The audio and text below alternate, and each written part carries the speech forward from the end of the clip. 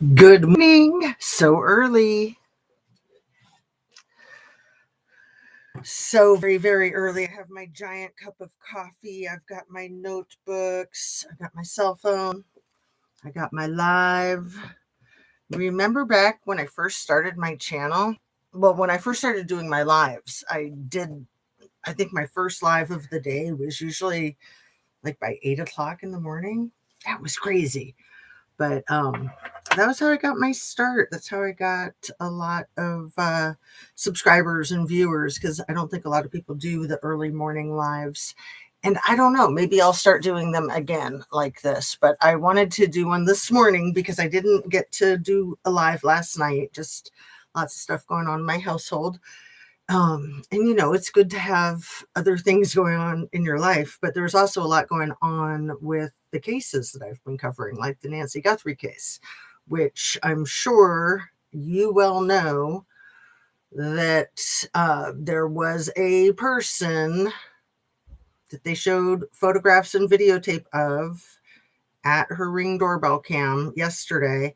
And then by the end of the day, they had apprehended someone who they then released and cleared, apparently, allegedly. And then allegedly, there's an 84-year-old woman, or maybe 85, who was airlifted to a hospital in Tucson from the town an hour south of Tucson where Rio something, where the Hispanic gentleman was briefly detained and questioned and essentially cleared.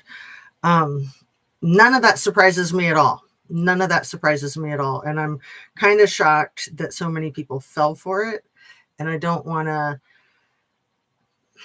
toot my own horn, because we can all fall for things, but it's the gaslighting that we should be expecting. We should absolutely be expecting. It's kind of dark in here, isn't it? It's maybe a little bit too dark since it's still dark outside. Let me see if I can get it a little bit lighter without making it too bright. That's a little too bright almost, isn't it? But I don't know, maybe not. Let's see if I do that. Is that all right? I want to ask you to please hit your like button if you don't mind, and do all the regular stuff. Make sure that you're still subscribed in the event that you are subscribed. And if you're not, please consider doing so. It's a way to help a channel out, and it's free, and there's no commitment attached. Let's see if I just turn my little lamppost a smidge, a scotch. I love that word, scotch. Share a video of mine with somebody that you think will like my channel. Turn on your notification bell to ring. I'm going to go ahead and text my a couple of my mods and do my little disclaimer. Everything I say is simply my opinion for the sake of hoping to start a conversation, open up a discussion, learn something, be educational. All of my videos are made for the tube of you and me, and it's an infotainment platform. So is the lighting a little bit better? I hope so. I think we'll just leave it alone unless I get a response from somebody that says, hey, make it brighter. I think it's all right. And that's not what we're here to talk about anyway. So I brought my book, my Nobody's Girl. I want to read some quotes out of that today. I've got a ton of notes. I want to talk about the bigger picture with all of our ridiculous politics and the true crime and how it all ties together, especially with this case with Nancy Guthrie. And let me start too with a moment of silence for the Guthrie family. I hope that that's Nancy Guthrie that was airlifted to the hospital in Tucson. Fingers crossed. That would be miraculous. My guess is that it's not, or that would be all over the news. The thing with the photographs being all over the news, and first let's just do a moment of silence for Nancy Guthrie and for her family. Seriously, prayers and warm wishes. It's a horrible situation. Praying for her safe return. Praying for her return. safe would be obviously ideal, but just returned, please, please. Um, it's so hard for people with missing family members just to have the not knowing is the worst part. It's a relief when they find out, even when it's like the worst type of finding out, it's still a relief. um And yeah, I thought the whole thing yesterday was a hoax. I was fully expecting something like that. Not so much that. I was expecting some other explosion to steal the limelight. I wasn't expecting them to all of a sudden have the footage and the still shots of the alleged intruder. Um, and with the ski mask, I mean, it just reminded me of the Idaho 4 case early on with all those ski mask pictures that all the people surrounding the case had posted on their social media. Weird, really weird. I mean, of course, a criminal is going to try to hide their identity, but just like the way they put their hand over the camera and then grab some weeds and put the plants over the camera, like there's certain things about this whole abduction that seem so professional, like seem very highbrow professional, like the utmost professional. And then there's certain things like that that seem the least professional, like complete kindergarten, as far as criminals go. No offense to kindergartners, of course, but you know what I mean. Like that was just absurd. Okay, maybe they can say that they finally obtained the warrant and they were finally able to dig up those images out of the cloud. Again, this reminds me of the Kiely Rodni case. As soon as she went missing, I was like, good thing they've got those freaking fire cams. They'll be able to find out what happened within 24 hours. And then what? It was like 3 months. And then they're like, ooh, look, we got a fire cam of the bull crap that we are trying to sell you. We got a video, so therefore it's true.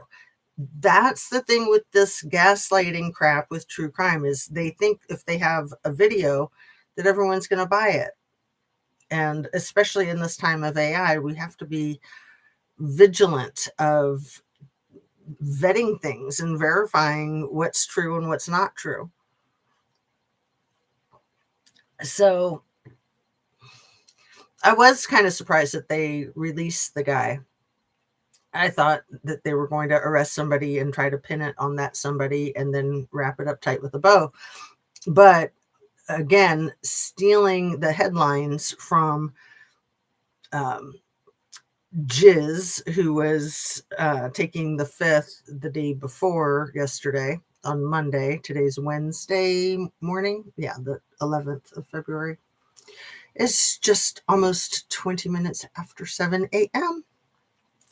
I got a great night's sleep last night, and so I got my coffee and I'm ready to go. This might be a long one, even if, oh, there are a couple people here. Yay. Thanks for coming in. If you want to say hi, please do.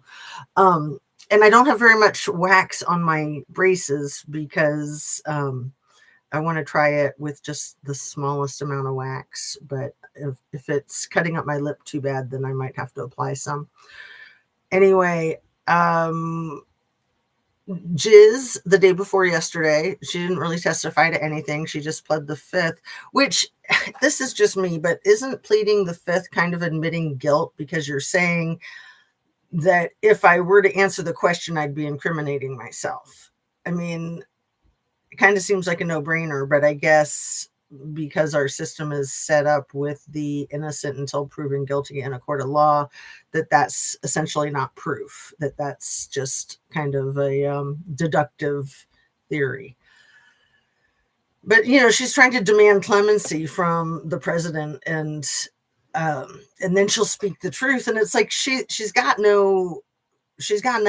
She doesn't have any of the cards, to use the gangsta's own phrase. She holds no cards.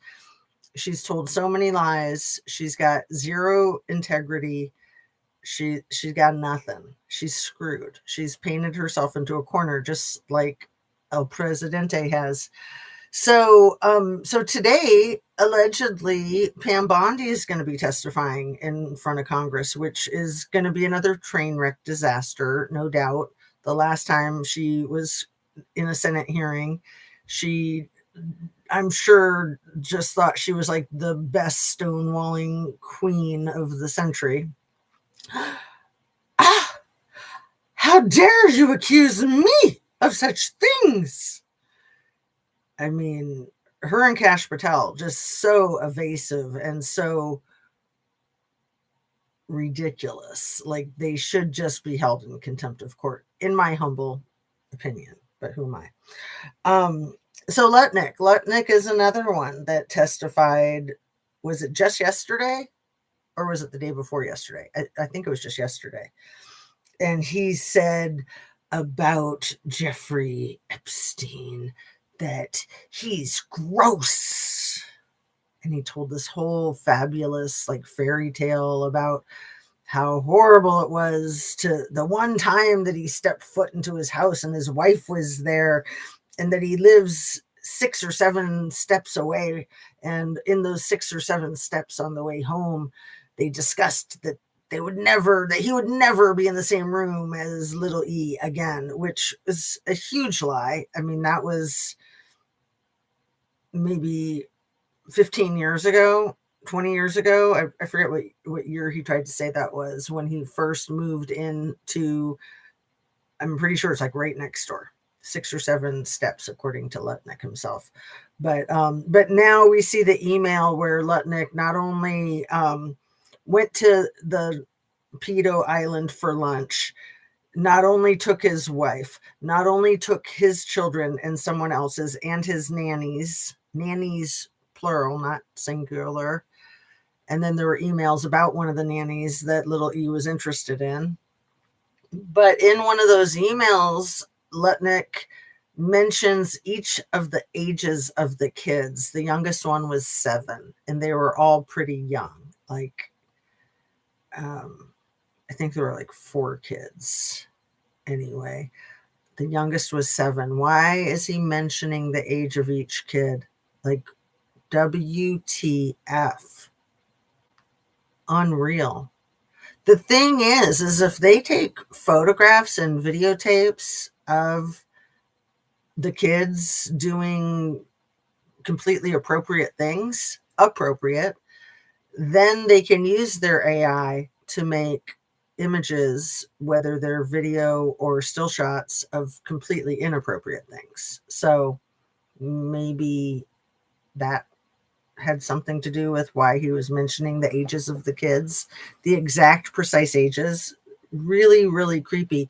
Taking your kids to Pedo Island when you've already admitted that you know that he's gross, that he's disgusting, and it's been publicly known that he was arrested and sentenced to that stupid sweetheart deal in South Florida, that he essentially had to sleep in a jail cell for 13 months, but he got to skip around and do whatever he wanted during the day for 12 hours.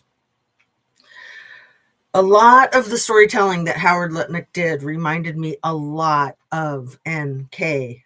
Nicole Kessinger from the Watts case. The way they spoke, the certain inflections, it's almost like they have the same playbook. The Book of Lies, right? The Book of Liar Pants on Fire.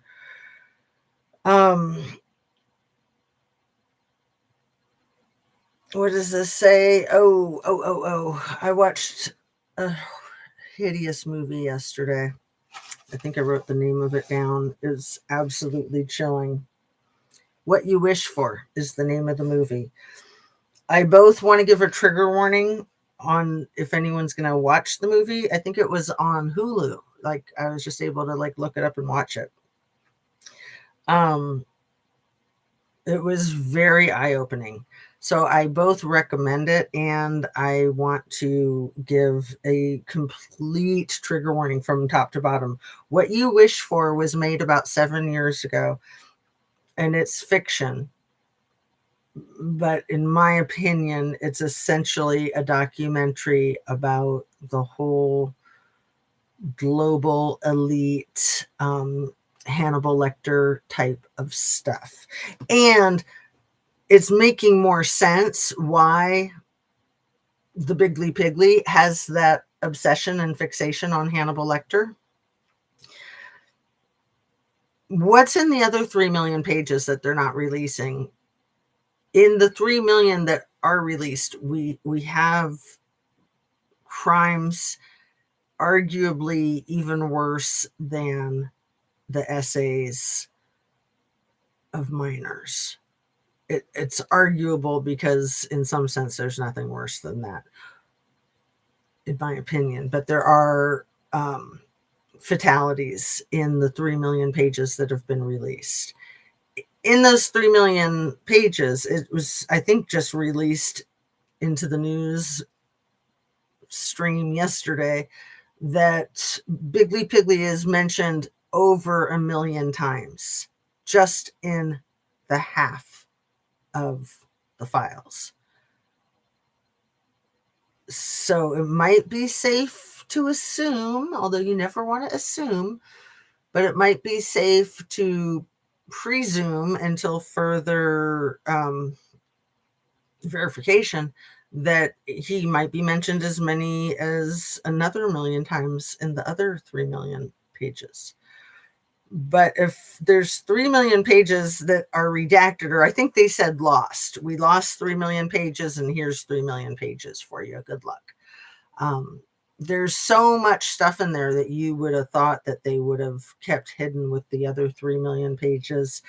It's seeming more and more apparent that the transporting system was everything that transporting systems are for livestock of our species, not just the slavery, but on the other end, when there's natural or accidental, or as I like to say, natural, accidental, self-inflicted misadventures that happen, which are bound to happen, that they have a whole system of disposal, and that they have a whole system of more money making. So in this movie, the What You Wish For, they're focusing on this global elite pipeline of special dinners, Hannibal Lecter types of dinners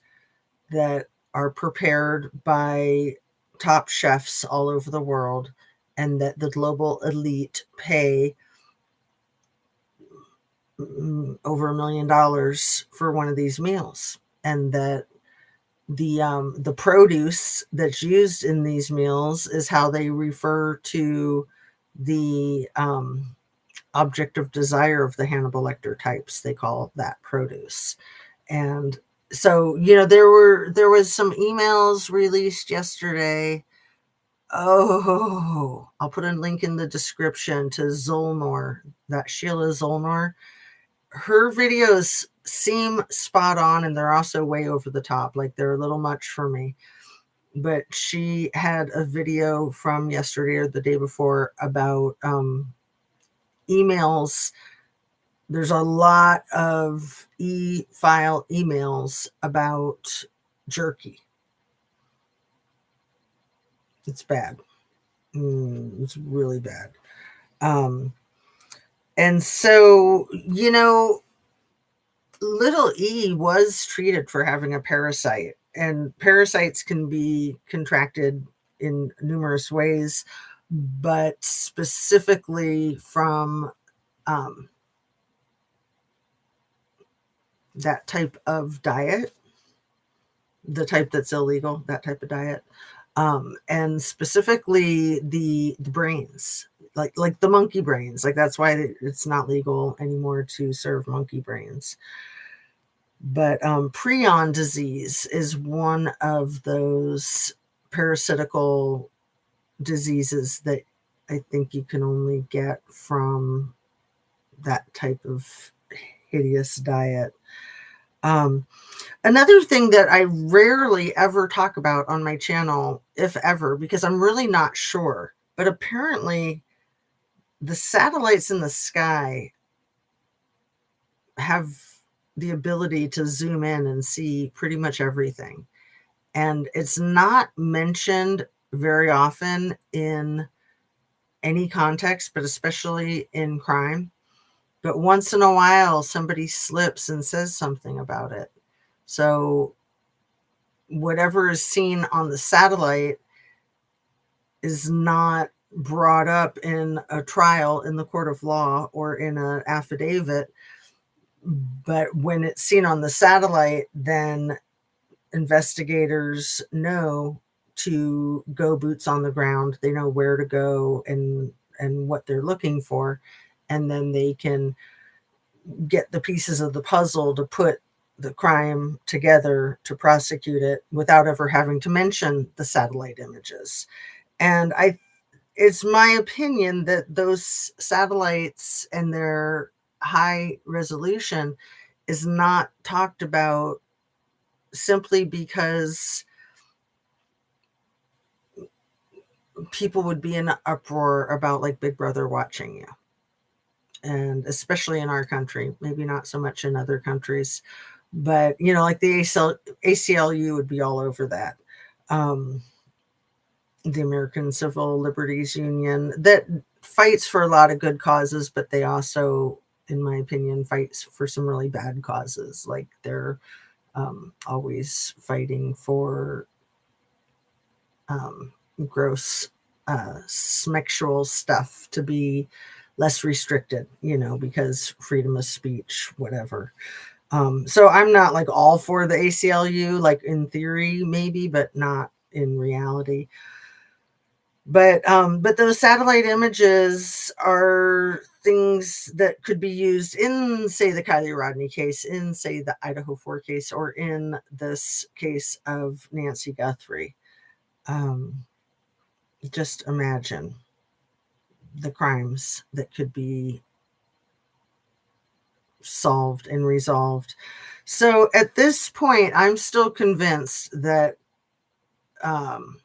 Savannah Guthrie's journalism, investigative journalism about the Trumpstein files going back to 2019 is when she got put onto the blacklist. And I've marked a couple of pages in the Nobody's Girl book that, let me just read a couple of them to you. Let me start with this one, actually. I'll put the little marker back on that one. I'm just going to start at the top of page 308. Soon, I did a series of interviews for NBC's Dateline. Several other survivors were also featured. That report would air on September 30th, 2019.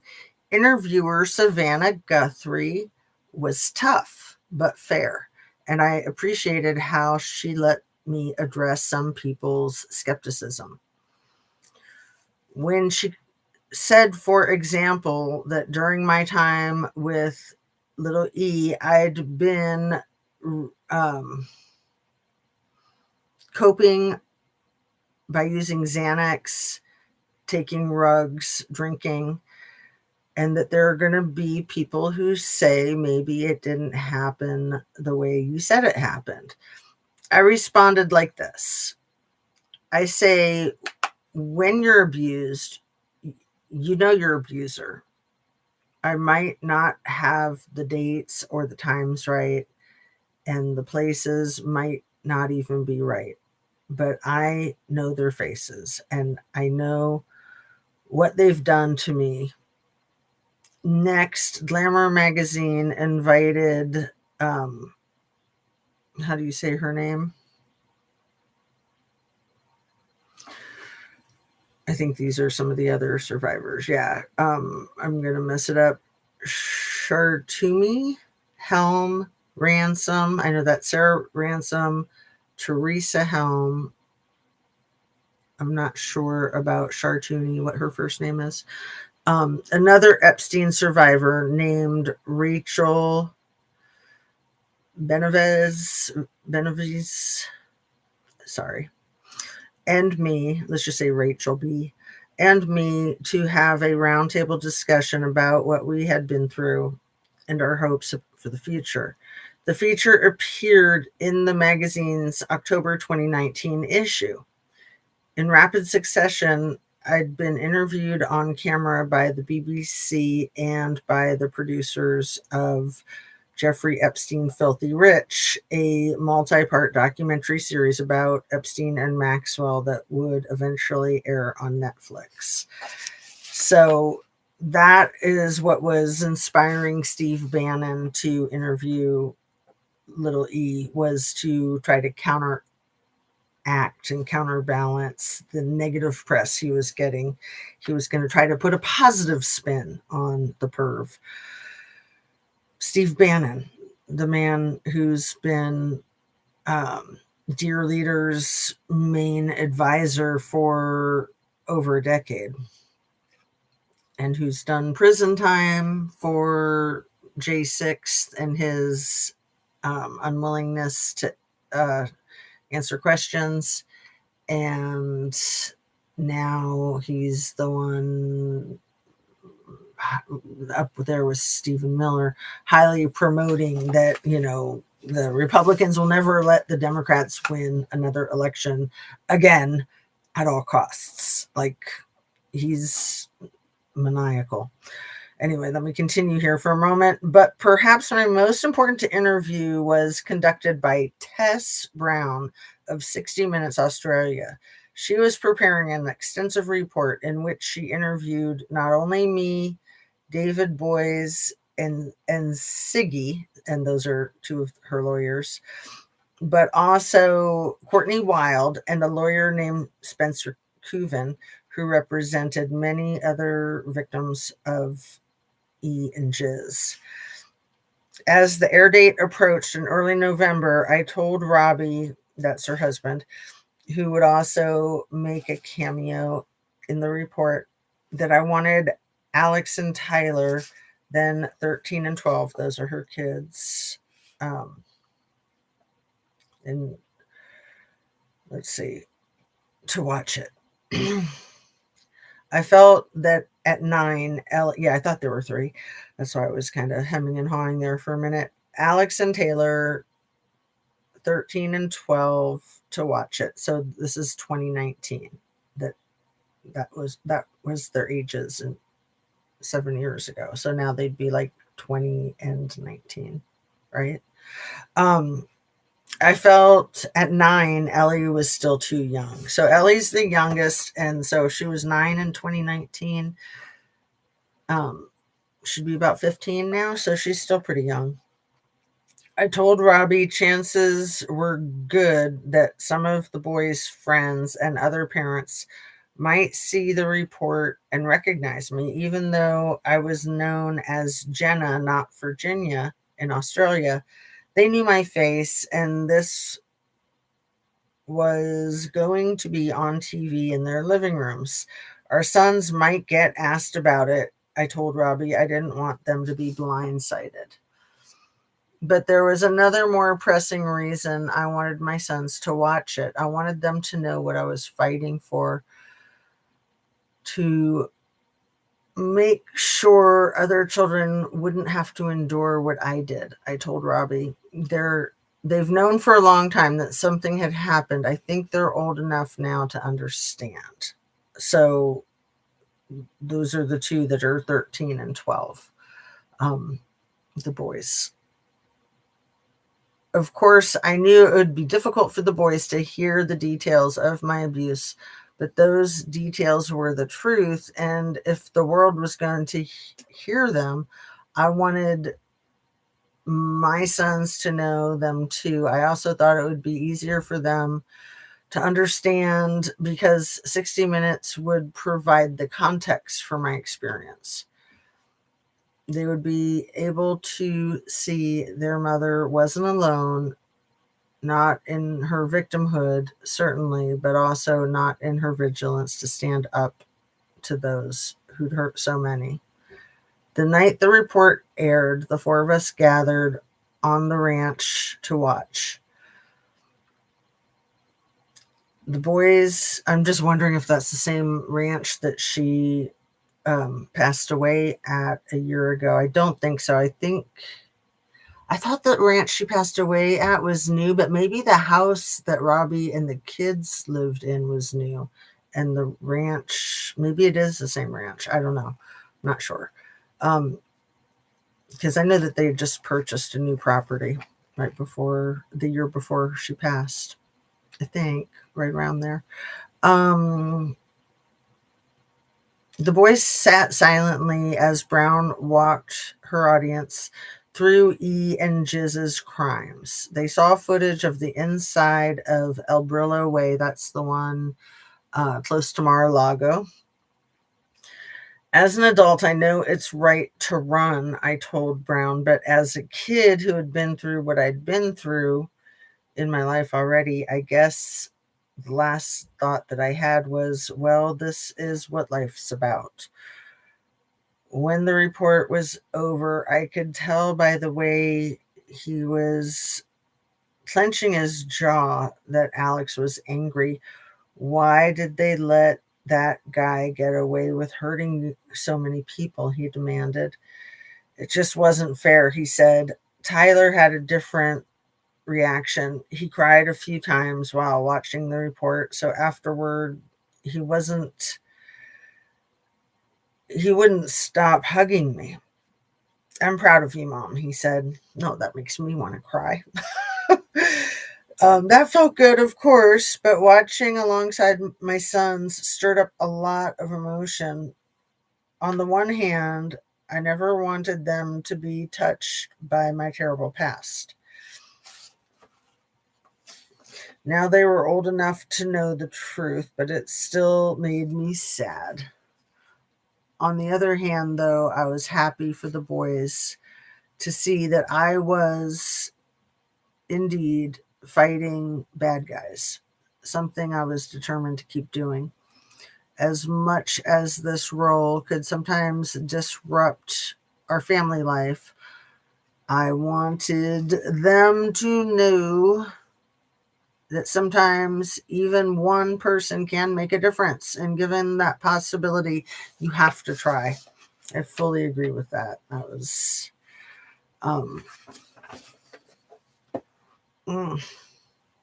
So this was 2019. This was the year before Savannah Guthrie interviewed El Presidente. Again, that was in Florida too. And that was for the 2020 election. And she really upset him. He became very belligerent and accused her of being belligerent. And she, in my opinion, maintained her professionalism the entire time. And then she won that Emmy for it. She won an Emmy for that interview. And I wouldn't be so suspicious of his involvement in this weird kidnapping hoax, in my opinion, with Savannah Guthrie's mother if he hadn't come out last week and said that he's always liked Savannah and that they've always had this great relationship. If he had just said, you know, we've had our trials and tribulations, but I'm here for her. I don't hold it against her. I like her, or whatever. But he was being dishonest. He was gaslighting her and gaslighting the nation as usual. And because of that lie, it leads me to believe that there's much bigger lies. And I don't personally think we'll ever know if he was behind it. I don't think that that's ever going to come out necessarily. But it's just like again, going back to the case that I started my YouTube channel with, the Kiely Rodni case, there's never been a day since that case started, or since I started my channel, that I didn't think that Scammy had the red stuff on her hands of Kiely, metaphorically, if not literally. So,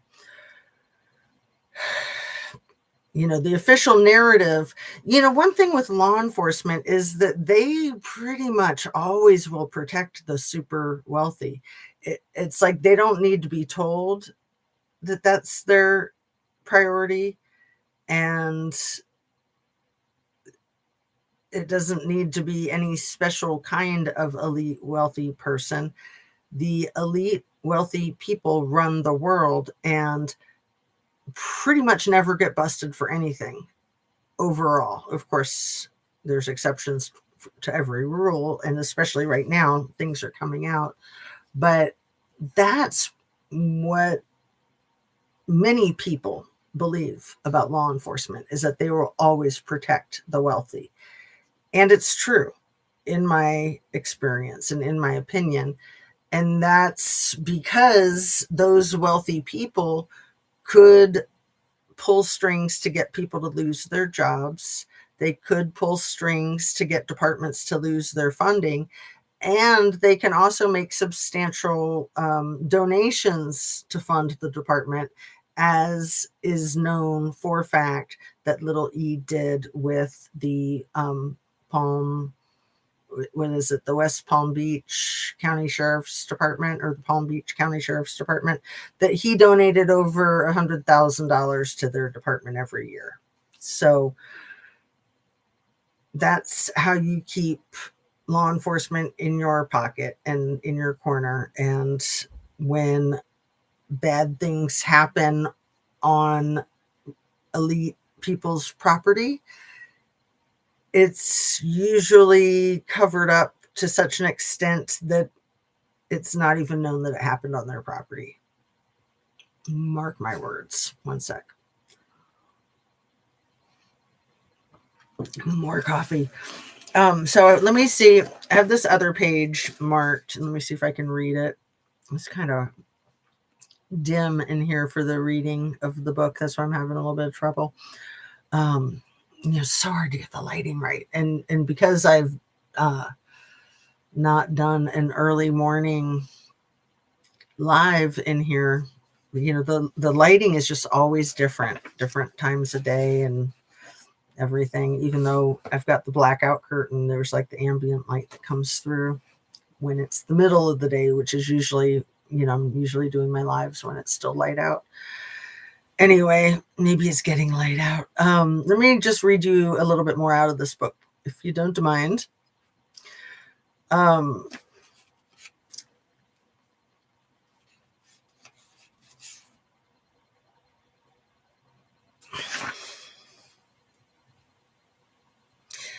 E's attorneys offered to put up hundreds of millions of dollars if only the judge, this is called A Taste of Justice. It's chapter 21, page 279. If only the judge would allow him to post bail and go home. But prosecutors argued that he must remain in custody because he had the means and the motive to flee. A financial disclosure from E was required to fill out before his arrest, and he listed his net worth as $559 million. $559,120,954, including 6 properties, stocks, equities, and $57 million in cash. But the truth is he was a billionaire. So he's trying to say he only had access to $500 million, or slightly more than $500 million. But the truth is he had billions of dollars in offshore accounts, to the best of my knowledge. 3 days later, Judge Richard Berman ruled no bail for Epstein. And I believe that Judge Richard Berman is the one who was also a social worker in addition to being a lawyer and a judge. The next day, on July 19th, Alex Acosta, whose role in the 2008 non-prosecution agreement was now being viewed more harshly, resigned from Trump's cabinet. 4 days after that, on July 23rd, Epstein was written up for, quote, self-mutilation, end quote, and was put in a, quote, suicide watch, end quote, cell. But 31 hours later, that assessment was downgraded to something less restrictive, psychological observation. And later still, he was returned to a normal cell. Prison records show that on 2 occasions while in custody, he described himself as a coward and as someone who does not like pain. On August 9th, 2019, my 36th birthday, and that would have been my 52nd birthday, right? So, because I'm like 16 years older than her. I think she was born on my 16th birthday. A judge made public the first of what would soon be several batches of previously sealed documents in my defamation case against Maxwell. This batch, roughly 2,000 pages in all. And isn't it interesting how with the e-files, they've gone from Biggly Piggly being mentioned hundreds of times to then thousands of times to, as of I think just yesterday or the day before, over 1 million times.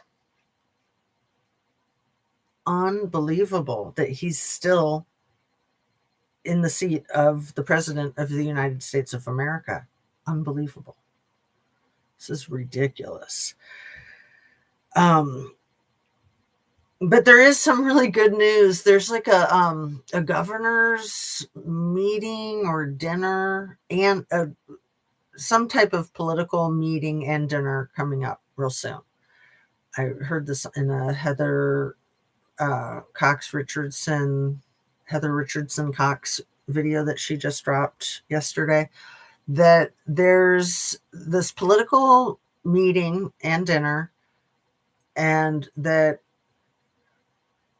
and again, sorry, I can't remember if it was governors or senators, but basically, let's just say it was governors, that every one of them nationwide is invited except 2 that got uninvited. And one was uninvited because he wouldn't do some corruption by request for DJT. And the other was uninvited for no known reason, but the man is black. And so he believes, and other people believe, that that's why he was uninvited. So when the other Democrats found out about the 2 Democrats being uninvited, they said, well, we're not going to go either to the dinner. We'll go to the meeting because that's required by law, but we're not going to go to the dinner. And the 2 that were uninvited to the dinner are still required to go to the meeting. But it gets better. When the Republicans found out that the Democrats weren't going, the Republicans boycotted too. So this is like brand new as of yesterday, according to Heather Richardson Cox. And I will put a link in the description to the newest video of hers. Actually, she dropped one after that I haven't had a chance to watch yet. But she's really good. She's a doctorate level historian. She's a university professor. And her style is similar to mine. Like, she just talks off the top of her head, but she has a much bigger breadth of understanding of history and law. So I love her. A lot of people do. She's great. Heather Richardson Cox, HRC. So she has her own channel. She has probably 500,000 subs. And I've talked about her before. No bells, no whistles, just the facts, ma'am. Anyway, so that situation is current, and I would imagine that the Bigly Piggly is going to have a temper tantrum about that, and who knows what he'll do. Burn the place down, knock down the West Wing. Let me read a little bit more here. Sorry, I just wanted to insert that. The defamation case against Maxwell. This batch, roughly 2,000 pages in all, included excerpts of several depositions, including my own, and these excerpts made clear that in 2016, under oath, I had named not only Prince Andrew and Jean-Luc Brunel among my abusers, as I had in my 2014 joinder motion, but also Marvin Minsky, the MIT scientist, Bill Richardson, the former governor of New Mexico. That's why I wanted to read this part, you guys. The former governor of New Mexico was one of her abusers. So he's probably the guy that pulled some strings so that the Zorro Ranch could win that Powerball lottery ticket worth over $80 million 2 days after Little E's sweetheart sentencing deal. My sworn testimony naming billionaires number 1, 2, and 3 would be made public in various document dumps, and they all denied knowledge of and participation in E's transporting scheme. Siggy, who's one of her main attorneys, and Siggy's back in the news right now. I forget who she's representing, but she's representing somebody in the political arena right now. Maybe it'll come to me. Siggy and I had a joke. We often told each other, this is great. I love this. This is nice and lighthearted. If we were frustrated that one of our cases seemed stalled, all we needed to do was send Siggy on vacation. Whenever she tried to take a break with her family, something big would happen. In August 2019, Siggy flew to Africa to take her kids on safari. I guess I shouldn't have been surprised then when early on a Sunday morning, Siggy found a satellite phone and called me in Australia. Just hours before, on Saturday, August 10th, but remember, there's that document that's been circulating that says Friday, August 9th. Guards had entered Little E's cell inside the high security unit of the Metropolitan Correctional Center in Manhattan to bring him breakfast. Instead, they found his lifeless body, allegedly. A bedsheet tied around his neck. Epstein was deceased at the age of 66. The news hit me with an almost physical force. I guess I didn't believe someone who'd exerted so much power over me could really die. I know you're disappointed, Siggy said, and she was right. This wasn't how justice was supposed to work. With the accused avoiding a reckoning by taking himself out, some might imagine that I'd be happy that he was deceased, but I wasn't. Indeed, it would take time for me to realize that I was in mourning. Not because the world had lost a monster. That was a good thing. No, like all of E's victims, I was grieving the death of my ability to hold him accountable for what he had done. As the details came out, nearly everything about his death seemed fishy. Still does. 7 years later, or almost 7 years later, even Attorney General William Barr would acknowledge he initially had suspicions that E had been red-rummed. And remember who William Barr's father is, right? Donald Barr. For anybody who doesn't know or doesn't remember, Donald Barr was the headmaster at Dalton Preparatory High School in Manhattan that hired little E when he was in his early 20s and was a college dropout and was not qualified to teach. And of course, not a good person to have around teenagers. And anyway, that was Donald Barr that hired Epstein and got him started on his fast track to becoming a billionaire because of the people that he made a network with as soon as he started there. But my guess is that the network was already started, and because otherwise, why would Donald Barr have put him in a position that he didn't meet the minimum qualifications for, the essential qualifications for, like a college degree and a teacher's certification? He had neither. You can't get a teacher's certification without a college degree in a lot of states. Maybe some you can. I'm not sure. It goes by state to state. Anyway, and you can't get a job even as a substitute teacher without like a substitute teacher certification. I know because I used to be a substitute teacher. And yeah, you have to jump through all the hoops and, do an FBI background check and all that stuff. But for private school, no, you wouldn't have to do that now, would you? Anyway, so William Barr was never recused himself from little E dealings, and he should have, because he certainly had a conflict of interest, but he denied that profusely, and he had everything to do with little E's case for years. So let's see, he would acknowledge he initially had suspicions that little E had been red-rummed.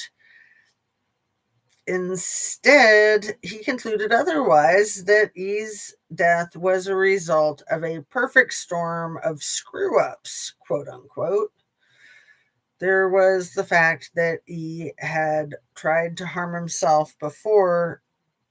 And see, I kind of think that was fabricated, just laying the foundation for either faking his demise or for rubbing him out. So I'm of the persuasion that he was rubbed out, but I don't know. I think more people believe that he was red-rummed than either the number of people that believe that he did it to himself or that he's still alive. I think both of those pools of people put together, more people believe that he was red-rummed. But there's also more people believe that he's still alive than believe he did it to himself. I believe that's the statistic anyway. Sounds correct to me.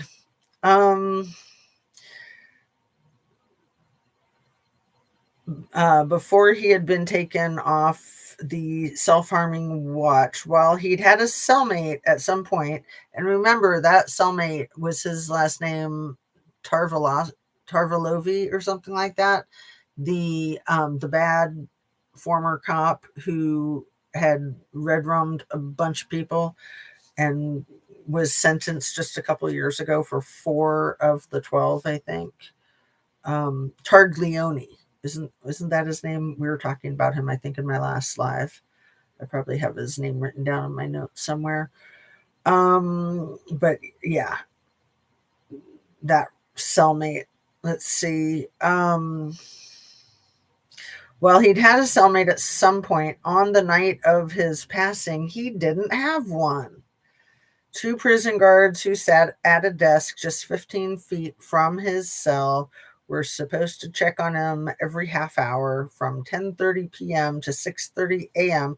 Instead, they napped and browsed the internet. Then falsified the logs to say they completed their rounds. Security cameras that could have captured E's self-harming behavior, or if conspiracy theorists are to be believed, the actions of whoever red rummed him were not functioning. That's always the case when necessary. Like, again, even Nancy Guthrie's Ring doorbell cam, right?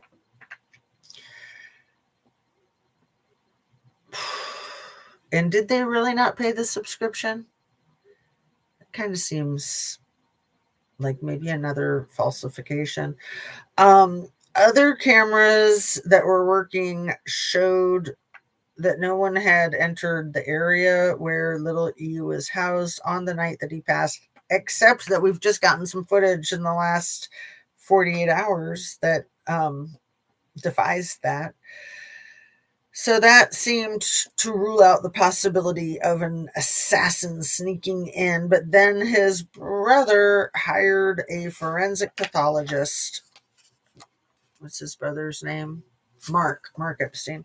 Um, in He'd hired a forensic pathologist to examine the official autopsy report. That report, one second here, concluded that the broken bones and cartilage in his neck pointed to homicide. I can make a case for either suicide or red rum. This was a man. Oh, this is the part I really wanted to share with you guys, and then I'll finish up the reading part. This was a man who bragged about his access to power. But this point in his life, he was known to have relationships with not only pretty young girls and brainiac scientists, but also the likes of Microsoft co-founder Bill Gates, James Stanley, the CEO of Barclays Bank, Leon Black, that's a name we hear a lot, the co-founder and CEO of the private equity firm Apollo Global Management. According to court documents, Little E also knew Google co-founders Sergey Brin and Larry Page well enough to have introduced them and others to Stanley. In addition to his self-described biological need for smecks, he needed to feel important. And collecting high-profile acquaintances had helped him feed that hunger. Now being in jail meant having no access to either young girls he loved to abuse or to the powerful men he yearned to rub shoulders with. That eventually could have made him want to end it all. On the other hand, he was the ultimate narcissist. He believed he was superior to others, and I never saw him in a scintilla of self-doubt, let alone a desire for self-annihilation.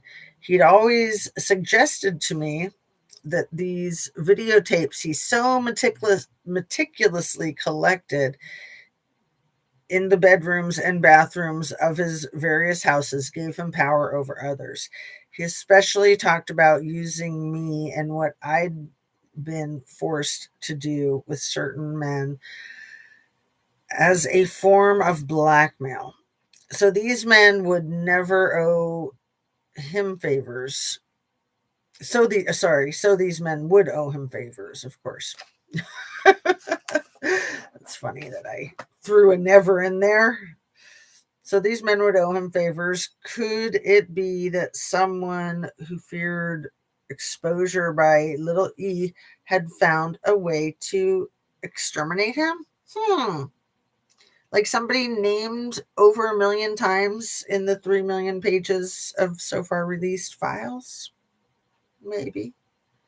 It's possible. Especially with his attorney general being the son of the father who was kind of responsible for Little E being in the highly prestigious position that he was in. I knew that the official findings, including an Inspector General's report issued in June of 2023, say this is impossible, but I will never be entirely convinced. I'll tell you one thing, though, while I've always read that little E was buried in an unmarked grave not far from his parents in Palm Beach, Florida, I don't believe that at all. Little E had repeatedly told me exactly what would happen when he passed away. His body would be placed in some sort of cryptogenic chamber to be preserved until technology advanced far enough to bring him back to life. That's what he'd always bragged to me. Oh, look, it's Drea. Hello, good morning. I hope you're doing well too. Thanks for saying hi. Lovely to see you, my dear. Well, I've been on for an hour already. How are you today, Drea? And I'm just going to finish up this paragraph while you're answering if you want to answer. I said the whole sentence, didn't I? Technology advanced far enough to bring him back to life. That's what he'd always bragged to me, and with that satisfied smirk on his face. Didn't he always have a smirk on his face? Just like gloating, always gloating, like every single picture of him. I knew it sounded far-fetched, but I wouldn't bet against the notion that he somehow got his way on this. Investigators would soon discover that on August 8th, 2 days before his passing, he had placed his entire fortune into a trust, the 1953 trust. That's the year he was born. Apparently named for his birth year. In the Virgin Islands, the legal maneuver would be widely interpreted as E's final thumbing of his nose at those who'd survived his predation, because it made it much more difficult for his victims to get restitution. Even after dying, little E seemed to be asserting control. It was oddly heartening, therefore, when another photo emerged in the public realm that refocused the narrative not on E's maneuvering, but on his perversity. Taken by a party photographer in 2001, the image is ostensibly of Naomi Campbell.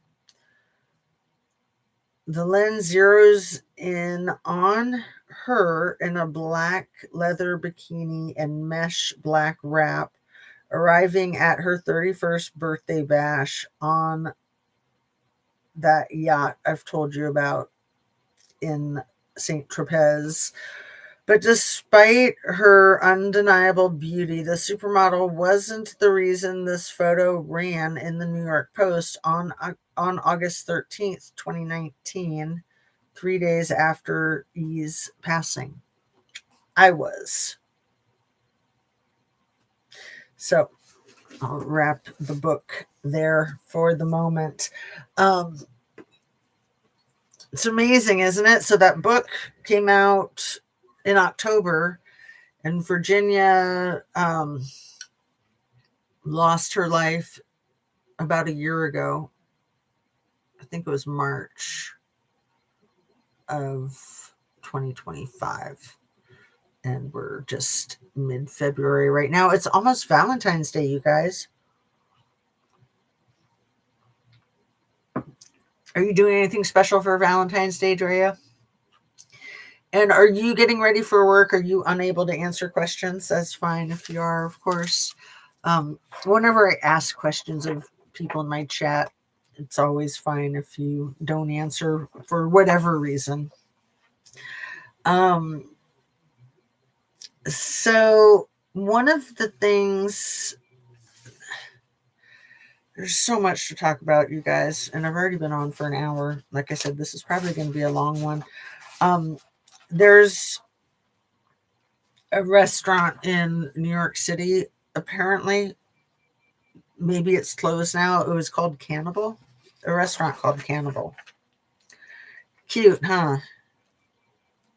So cute. Not. Um,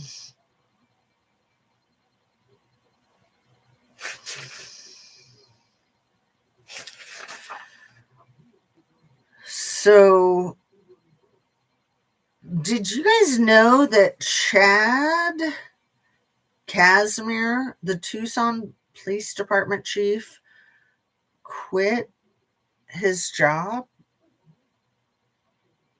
5 days after, roughly 5 days after Savannah Guthrie's mother was allegedly kidnapped or disappeared, whatever happened to her. The Tucson Police Department chief, Chad Casimir, quit his job about 6 days ago, I think. And he wrote in a public letter that he was retiring. But then the truth is that he is aiming for a job with the county, Pima County administrator. So this is also really concerning to me. Savannah Guthrie, when she found out that her mother was missing, she did not call 911. Her first call, allegedly, was to Mark Kelly. We all know who Mark Kelly is, right? He's been in the news a lot the last few months, and, you know, battling with dear leader. Mark Kelly called Chad Casimir as soon as Savannah called him. So after Savannah called Mark Kelly, then she called 911. But he called the Tucson Police Department chief. And he also called the sheriff.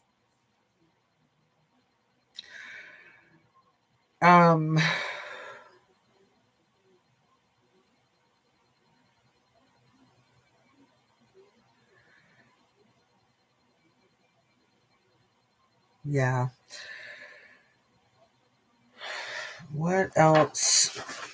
I want to go from there with the off-color sense of humor is often an excuse used by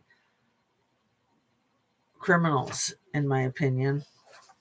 That they just say, "Oh no, I just have an off-color sense of humor," like Amanda Knox was like that. She tried to pretend that all of her bizarre behavior around Meredith Kircher's homicide could all be attributed to her awkward social skills and her weird sense of humor. And I feel like we see that same ridiculous excuse with Biggly Piggly. He just has a unique sense of humor. I mean, especially Caroline Levitt. Like, that's always her excuse when she got nothing. She's like, "Oh, he was just kidding." You know, he's got that weird sense of humor when he was talking about no more elections. Ha ha ha, that's a cute joke. Ha ha ha. No, not cute at all. Apparently, Little E purchased 655-gallon drums of hydrochloric acid right after he found out the FBI was raiding his property. 655-gallon drums of hydrochloric acid to be sent to Pedo Island. And apparently, from what I know, that could possibly be used in a very expensive and laborious process to turn ocean water into drinking water. And if that's what it was being used for, that would be about 15 years worth of it. 15 years worth of it. But he ordered it right after finding out that the feds were going to be raiding his properties. And it's also what you could use to dissolve remains. So it's very sus, in my opinion. Very sus. So what else from this page? That page. Ugh. The Hannibal Lecter stuff just gets me. The produce and just the whole system for this global elite fancy dining. Like, ugh. What could possibly explain why anybody would want to pay $1 million to eat that type of long pig? Let's call it. That's what it's called. You can Google long pig if you're not familiar with the term. I wasn't familiar with the term until a handful of years ago, when I started to learn that was a thing, that it wasn't just like an urban myth, but long pig is a thing. And it is atrocious, absolutely atrocious. So, more coffee.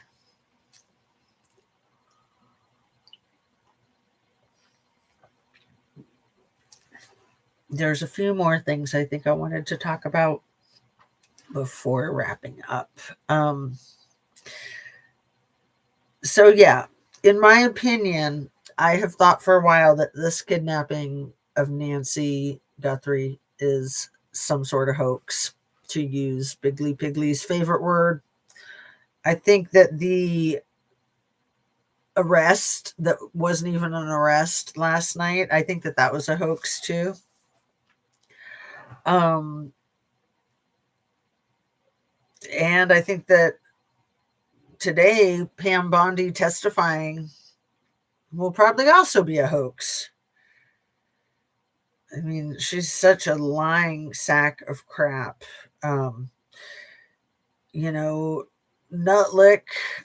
Lutnick, he did a fantastic job of lying his ass off yesterday.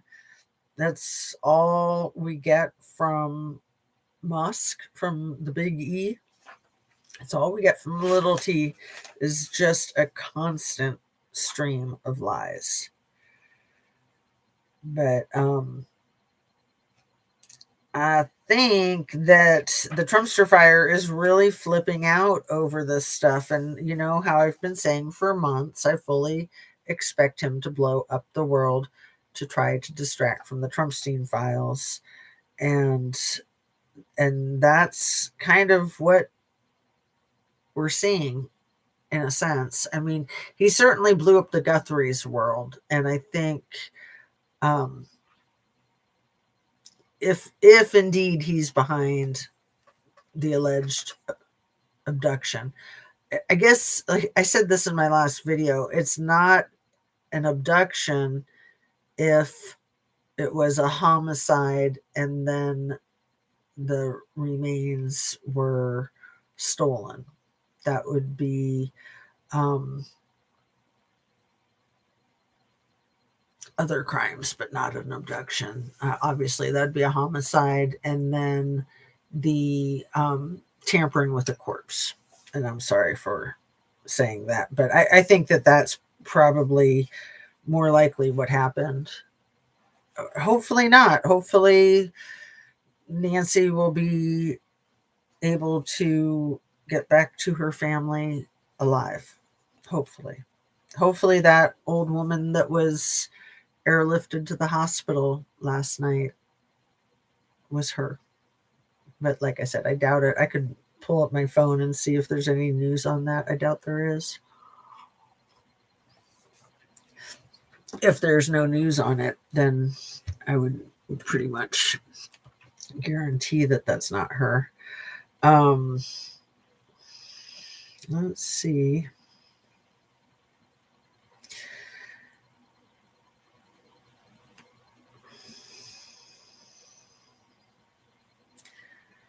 I will just look up.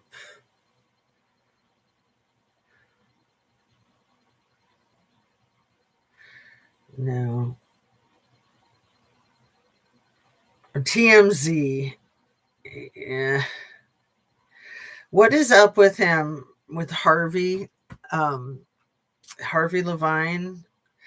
Like, he's in the freaking Trumpstein files, and then he's like trying to make himself front and center with this whole kidnapping thing. That's just so bizarre to me. But again, it's like this Scammy Smith thing, her making herself front and center in the Kiely Rodni disappearance. By putting yourself front and center, you're like a lightning rod to be first to get all the information, to know exactly where the investigation is and what the authorities know.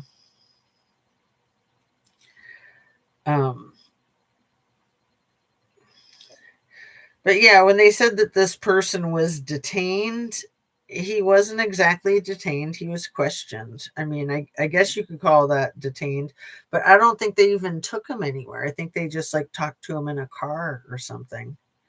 I don't think they even took him to a building. And why? Why did they focus on him? He just happens to be Latin American, right?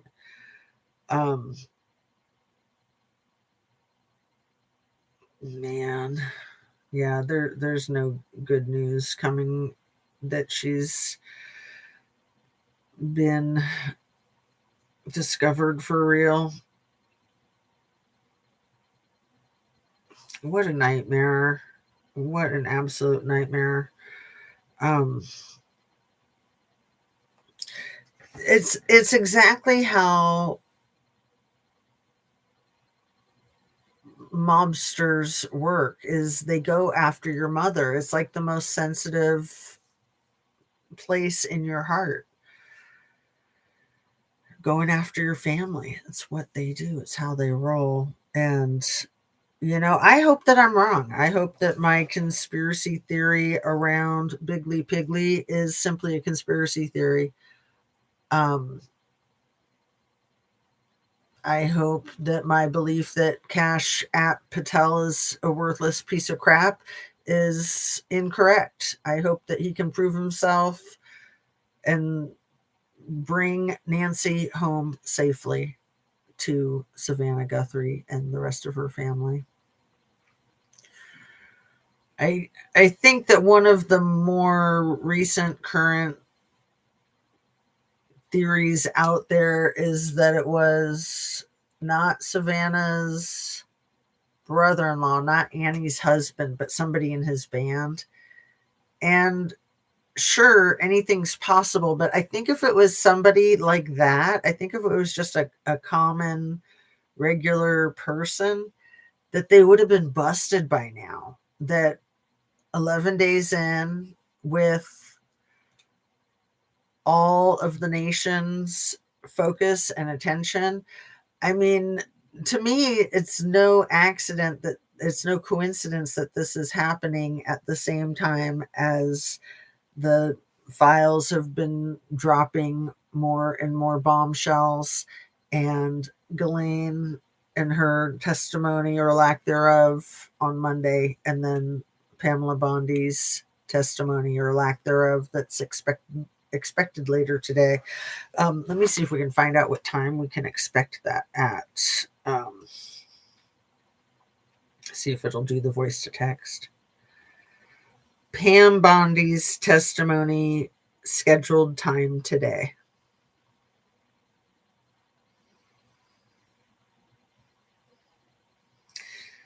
Will it give us a time? 10 a.m. Woohoo! So only an hour and a half, 90 minutes. This is what AI says. Attorney General Pam Bondi is scheduled to testify today. I really thought she might get falling down a flight of stairs yesterday to her demise. I really did. But no, they just did all this other shenanigans with that unfortunate fella in Arizona. In my opinion, that whole thing was hogwash just to make headlines today so people aren't talking about this. Attorney General Pam Bondi is scheduled to testify today, Wednesday, February 11th at 10 o'clock Eastern Time. She will appear before the House Judiciary Committee for a hearing titled Oversight of the U.S. Department of Justice.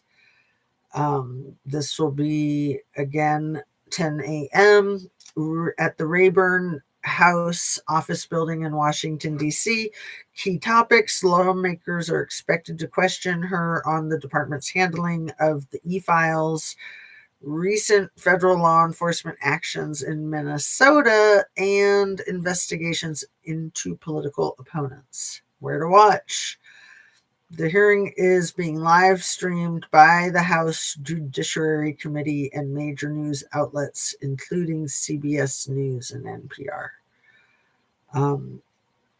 What criticisms does the DOJ face regarding the Epstein case? What's the Epstein Files Transparency Act and how does it relate to the hearing? What's the current status of the Epstein case? Should we look at the answers to those questions? How about we end on something lighthearted and funny? That's always good to try to be a little lighthearted, in my opinion, when we're dealing with such heavy crap. So here we go. Paula Poundstone. This is good. Are you ready for the latest drop of Paula Poundstone?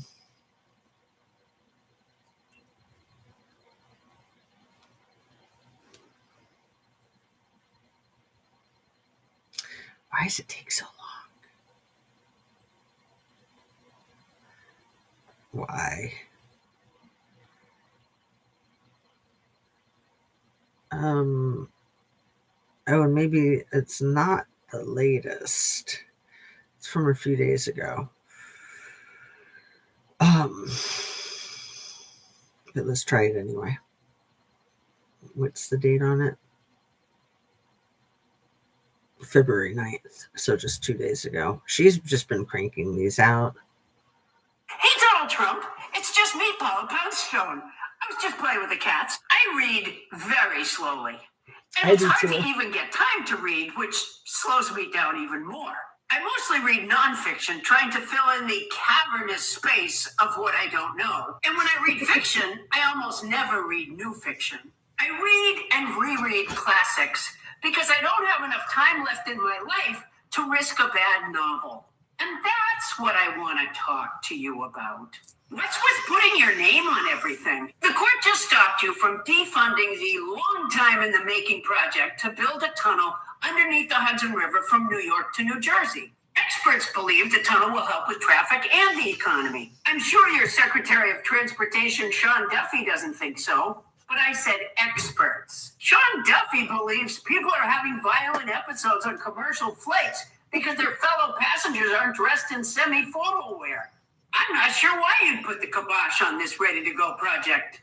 Maybe jealousy that your infrastructure week has been delayed for over 9 years now, mostly in 2-week increments? Or there is the possibility that you saw some disaster movie in the 70s that makes you genuinely concerned about the risks to public safety from a project like this. Charlton Heston was a very convincing actor.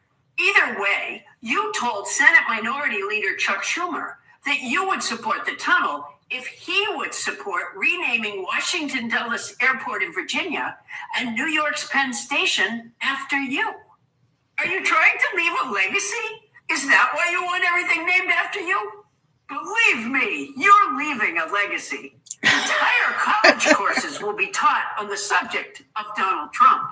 You won't be forgotten. Irritable bowel syndrome clinics will have your name on them. Here's the problem, Donald. They can't even stop people from vandalizing your star on the Hollywood Boulevard. The guy who smashed it with a pickaxe turned himself into the police with pride right after he did it. No, maybe that was the guy who smashed it with a sledgehammer. I want to get my facts straight. Of course, it could have been the guy who peed on it. Or the guy who wrote Nazi all over it. Or the one who rubbed some form of food on it. The minute you die, your name is being ripped off of anything you put it on. You better be cremated, by the way. Remember, the Italians peed on Mussolini's corpse, and someone put a mouse in his mouth. You're not going to be able to live protecting your signage forever. Ask your girl Joni Ernst. Oh, that's cray-cray. Too funny. So I guess Bad Bunny has had a lot of threats on his life since doing the Super Bowl, which, of course, that's the thing when you have the dear leader of MAGA aiming his hatred at you. It really puts a target on your back for all of his sycophants that take him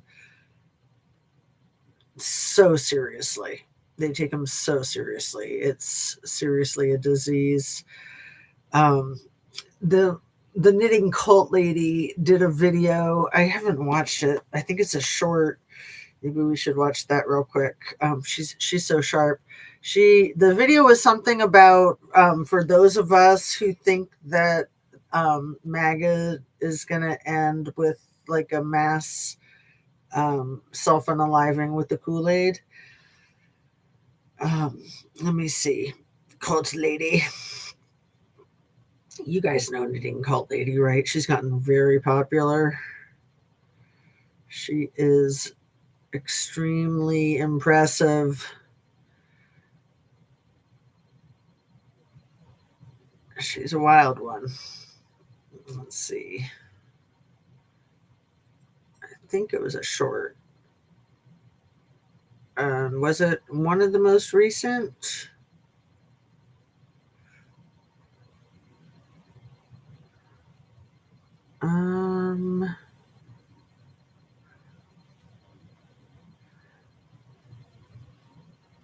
I can't tell which one of these was it, because she's wearing the same outfit in all of them. Did she do 5 in the same day yesterday? Maybe.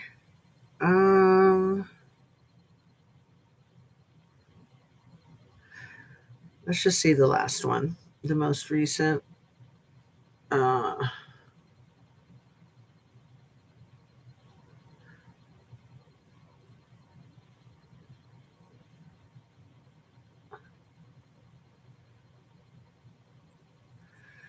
Oh my goodness.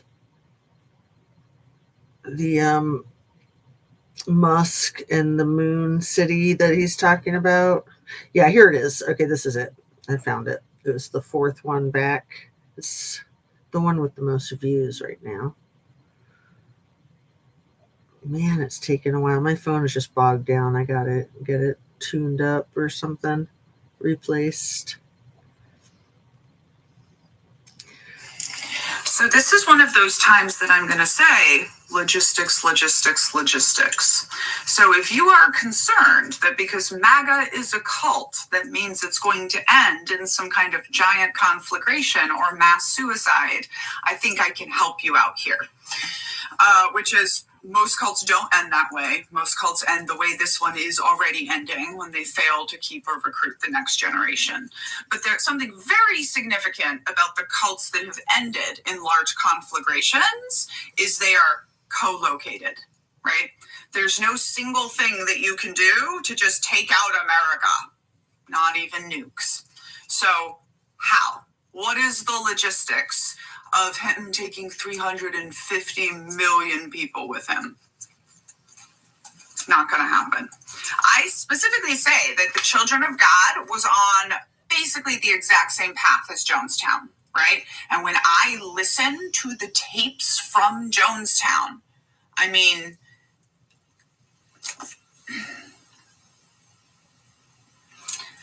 it is quite frankly absolutely creepy how similar they were. But the saving grace of the children of God was we were 10,000 people spread out around the world. So first of all, you need that isolation together, that removal from the world. So while individual communes got bad, while the ones closest to the leadership are always cultier and always worse, and while we probably will see folks taking their own lives, a side effect we always find in cults, and even potentially some family annihilators, the same way we saw after the fall of the Nazis. I think it is very unlikely that we would see some kind of grand conflagration because, again, logistics. I do love it when logistics is what saves people in the end. So yeah, there could be all kinds of violence. But no, there's not really a valid threat of MAGA's internal combustion just taking all of us with them. I hope this helps. I'm Danielle, a scholar of cults, extreme groups, and extremely bad leadership, and I have written a book all about the cult tactics that I think will be very helpful right now, including a whole chapter on ends justifies the means mentality and what happens when cults try to, create their own apocalypse. You can get copies here or listen to me read it to you anywhere you get your audiobooks.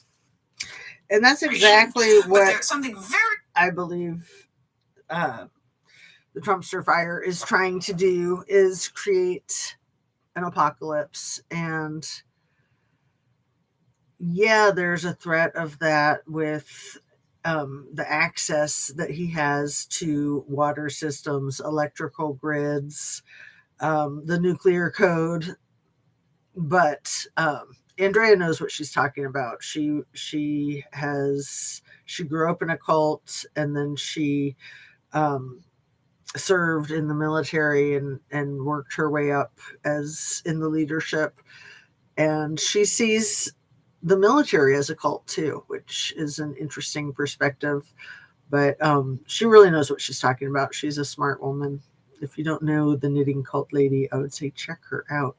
She wears all kinds of wild outfits, and she makes most of her clothing and jewelry, kind of like I do. I make a lot of my clothing and jewelry, and I think I'm kind of wild, but not nearly as wild as her. She really cranks up a notch. So I made these. These are some of my favorite earrings I've ever made. They're kind of, and I'm wrapping up now, so I'm just going to do a little jewelry thing since I haven't shown my jewelry in a while, and somebody was asking me about it recently to sell it. And yeah, I used to sell my jewelry for a living. That was like my first profession before going to graduate school and becoming a mental health counselor.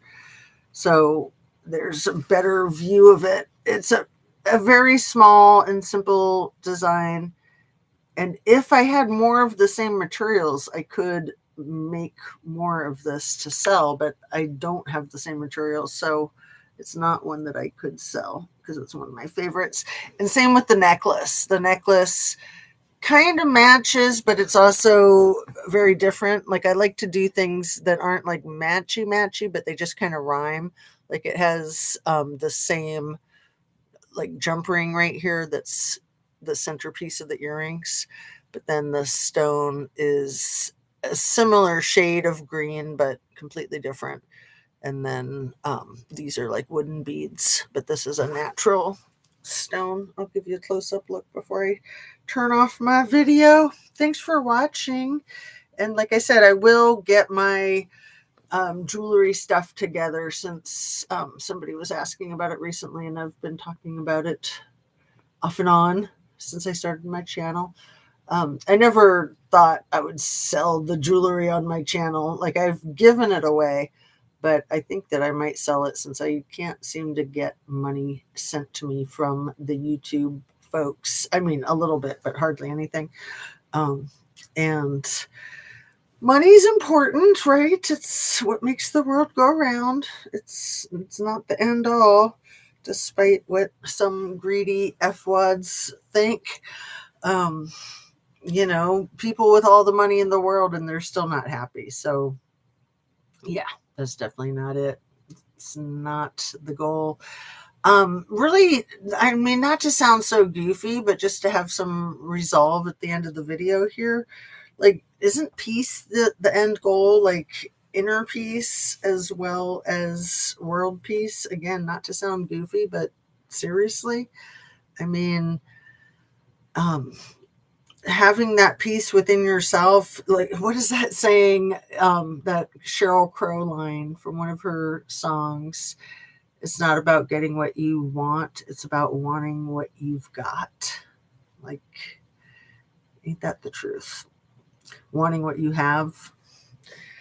Let me see what AI says about that. Sheryl Crow verse about not getting what you want but wanting what you have. Might be messing it up a little bit.